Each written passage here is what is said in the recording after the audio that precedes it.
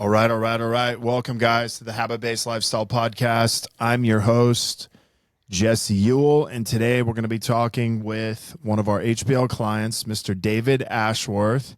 You are tuning in to the Habit-Based Lifestyle Podcast with your host, Jesse Ewell. This is the Habit-Based Lifestyle. Let's go. David is an amazing, what do we call you, man? Stylist or what's Stylist, the name you call yourself, man? Stylist, personal clothier. Okay, stylist, profilist, personal clothier. This guy helps men, look their best, look and feel more confident in their clothes. And, guys, if you've never checked out, custom clothing, stuff like that, I mean, David's stuff is super legit. So, David, can you do like a brief, 15, 20-second intro just on, kind of who you are, what you do, and what got you started in the clothing industry? So prior to doing what I'm doing now, I was in the finance world doing banking and then insurance. It was great, but I always had a passion for clothes. At the time, didn't know if that was something that was just a hobby that I just enjoyed doing or if I could make a career out of it. And took the jump, going on 10 years now, and haven't looked back and been growing ever since. Awesome, man. So, here you are today. Obviously, you found us through, one of your buddies, Vaughn. But can you talk a little bit, man, about maybe some of the things you were struggling with from a social media perspective when or prior to coming into HBL? Yeah, so like prior to HBL, I was active on some social media stuff, but not really Facebook, and treated the other social media platforms with more picture-based of me, but not necessarily asking potential clients direct questions or anything like that. It was just people would like stuff, but there was no engagement. And then since joining, it's taught me on the Facebook side that that's where a lot of business goes down.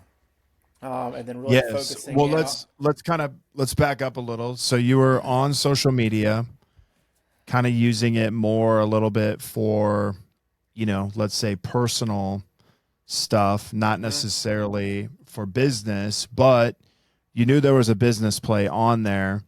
You just weren't getting anybody to really raise their hand or anybody to say, "Hey, dude, I want to do business with you." With that? Yep. Yeah. So exactly. Like social media was kind of meant more for a social thing. It wasn't really meant for business. Correct. There was no billboard to say, "Hey, here's what David does on a day-to-day basis. Here's how I can help other people." Right. So, you obviously have a friend, which is how we connected, kind of a biz partner essentially, but like you kind of started seeing some of the success, he was having. And then, you even tried to do some of it yourself. Like going through that, man, and kind of looking back now outside of like saying specifically what you did, like what was kind of that struggle when you initially started to do that, and then which led you eventually to us getting into a conversation? The big thing kind of watching him do it was seeing him go through a lot of coaches, but nothing really success-wise that I've seen so quickly. So I was like, oh, that's kind of cool. So I almost copied, okay, here's what he's doing. I can do the same thing. It's not that big of a deal. But at the time, I was like, okay, this kind of works. I don't really know, but had no sense of direction. So I was like, I got to reach out to Jesse, see what this is really about. And doing it that way, I was able to dial in, oh, this is what the purpose is behind the questions and the asks and that sort of thing. Nice. And, once we kind of like, you came into our program, once we kind of started working together, man, like how soon did you really start to see the results of the program and implementing it? I'd say implementing it right out of the gate. And for me, like on Facebook, I was almost starting from scratch. So I started with, say, 200 friends and now over 1,000. And so I think my ramp up time was delayed a little bit because of that. but I Right. started seeing results in 10 to 14 days after we really got started. Okay, cool. And like, let me ask you this, man, were you expecting to see results that quickly, or, did you think it would take a little bit longer? I thought it would take a lot longer than it did. It actually did. Okay. I think you might have had 201 friends, man, if I don't remember, like Yeah, originally. it was something like yeah. It was low. I mean, It so was start from essentially, scratch. yeah, you were starting over from scratch on a profile that you hadn't really done anything with for It a was long really time, dormant. right? Yeah. Yep. Yeah. So, okay, cool. So, all right, so you start getting results, you start seeing the success of that. Like, what was maybe one of the biggest shifts that you noticed initially once you started getting results? I think one of the big shifts was prior to using it on Facebook, I never kind of really dialed in who my ideal client was. And from Facebook and using the system, I was able to really target here's who I want to get in front of, here's who I want to have see my stuff. And that's translated to business from those types of individuals. I think one of the first things we talked about, man, was really dialing in, your message, really dialing in your offer. But I think one of the things you're a little bit afraid of was like, oh, dude, I might be turning down people for business. And I think sometimes that's a hesitation for people. But since, you've really been able to dial those things in, has business, gotten better for you, or has it gotten worse? It's gotten better. Cool. Having a clear, concise offer has made it in a way also easier. Yeah. That's awesome, man. So like, you've been in the program, I think about 6 weeks. You were even a little hesitant on, signing up. You're like, hey, I might need to wait 6 weeks. And I was like, Let me bro, think don't. about it. Yeah, don't sit on it. I got to act now, and I'm glad I did. Yeah. So in the last 6 weeks, like what have been your results just from, what you're doing in HBL?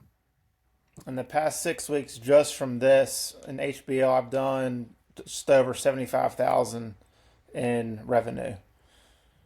And prior to working with us, what would you say you were doing on social media?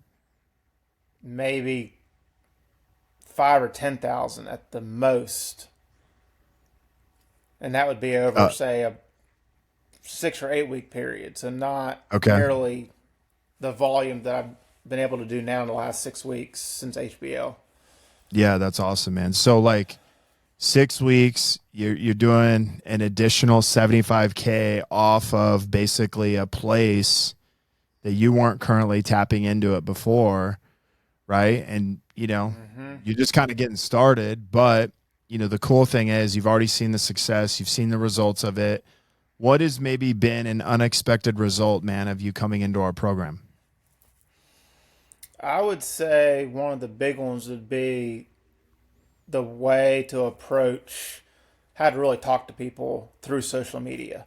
Prior to doing this, I didn't, other than your normal kind of talk lingo with people, I didn't know how to ask direct questions, how to figure out what their issues or problems were. So figuring that out and learning that aspect of it, I think, is translated even off of Facebook to just texting and other social media platforms. So you feel like learning that skill has really leveled up your game, in the way you communicate to people, in the way that you ask right questions, and also getting them to come in. And so like, what has that done for your level of confidence, man, when you're actually communicating on social media or even with people in person? It's helped me because in the figuring out and asking the right questions, it's puts me in front of the right people because it's almost like a weeding out process. So it Right. shows me, okay, who's really wants to jump in, who wants to meet, who wants to change how they look and feel in their clothes, to the ones that are just almost like where I was prior to HBL, just thinking about it, don't really want to take the jump. And it's like, okay, you're not for me. I'm ready for the ones that are ready to take some action. Right.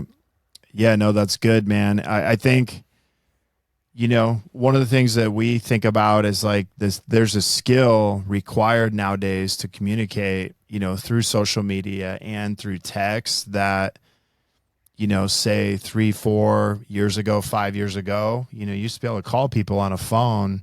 Nobody answers the phone now, and now you have that skill of having to learn how to communicate in text, DMs, and stuff like that. And I think what's cool is that you can take your skills, your knowledge, and kind of plug it into what we're doing.